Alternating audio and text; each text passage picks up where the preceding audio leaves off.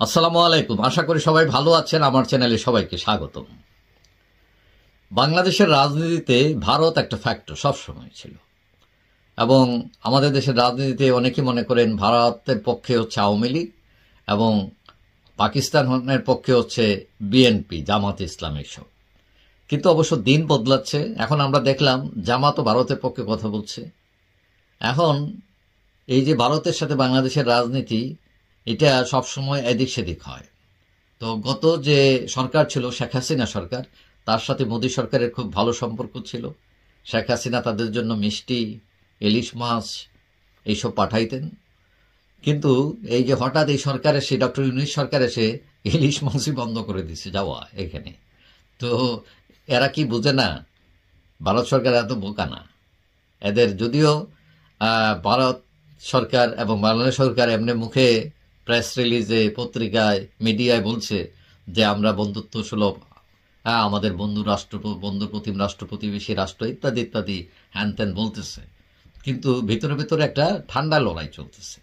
অর্থাৎ শেখ হাসিনাকে মোদী সরকার সবসময় তারা পছন্দ করেছে এবং তারা আশ্রয় দিয়েছে, এবং শেখ হাসিনাকে ফেরত দেওয়ার ব্যাপারে যদি কোনো প্রশ্ন উত্থাপিত হলে মোদী সরকারের জন্য এটা একটু আনকমফোর্টেবল হবে, যার ফলে এটা নিয়েও একটা টানাপোড়েন শুরু হয়েছে। এখন যেটা নিয়ে গতকালকে হিন্দুস্তান টাইমস পত্রিকায় নিউজ দিয়েছে যে মোদীর সাথে জাতিসংঘ সাধারণ পরিষদে যে অধিবেশন হবে, ওইখানে মোদী যাবেন এবং ডক্টর ইউনূসও যাবেন, এবং বাংলাদেশের পক্ষ থেকে প্রস্তাব করা হয়েছিল যে মোদীর সাথে একটা বৈঠক হবে ইউনূসের। কিন্তু এরা এতদিন কিছু জানায় নাই, কিন্তু কালকে বুধবার হিন্দুস্তান টাইমস পত্রিকা জানিয়ে দিয়েছে, বলছে তারা যে এই দ্বিপাক্ষিক যে বৈঠক হওয়ার কথা ছিল এটা হবে না, এবং তারা এই না হওয়ার পেছনে দ্বিপাক্ষিক সম্পর্কের টানাপোড়েনের কথা বলছে। কিন্তু কথা হচ্ছে এই টানাপোড়েন কেন? টানাপোড়েনের মূল বিন্দু কি শেখ হাসিনা? সেটা হইতে পারে, কিন্তু এখন তারা অবশ্য একটা কারণ দেখিয়েছে। বলছে যে মোদী 3 দিনের সফরে যাবেন যুক্তরাষ্ট্রে, এবং সেখানে কোয়াডের সম্মেলনে যোগদান করবেন তিনি, এবং ভারতীয় যে প্রবাসী যারা আছেন আমেরিকায় থাকেন তাদের একটা অনুষ্ঠান আছে, সেখানে যোগদান করবেন। অর্থাৎ তার সময় নেই। কিন্তু কথা হলো আসলে আপনার কোনো একটা স্রোত বাইর করাই যায়, হাফ অ্যান আওয়ার, আধা ঘন্টা সময় তিনি ইউনেস্কোর জন্য বের করতে পারবেন না, এটা আসলে অনেকটা বিশ্বাসযোগ্য না। কিন্তু ওই যে আপনি ইচ্ছা থাকলে একটা ছুতো বের করাই যায়, তারা বলছে না উনি বিজি, উনি করতে পারবেন না। এখন মোদী সরকারের হয়তো একটা ভয় থাকতে পারে যে যদি ডক্টর ইউনূস হাসিনা প্রসঙ্গ উত্থাপন করেন তার জন্য আনকমফোর্টেবল, তাকে ফেরত দিবে কি দেবে না। তো এটা তাদের জন্য একটা টেকনিক্যাল পয়েন্ট। আবার এটাও হতে পারে যে তারা আমাদেরকে অবজ্ঞা করলো কিনা, না আসলেই তাদের সময় নাই, এইসব বিভিন্ন কটূনিতি।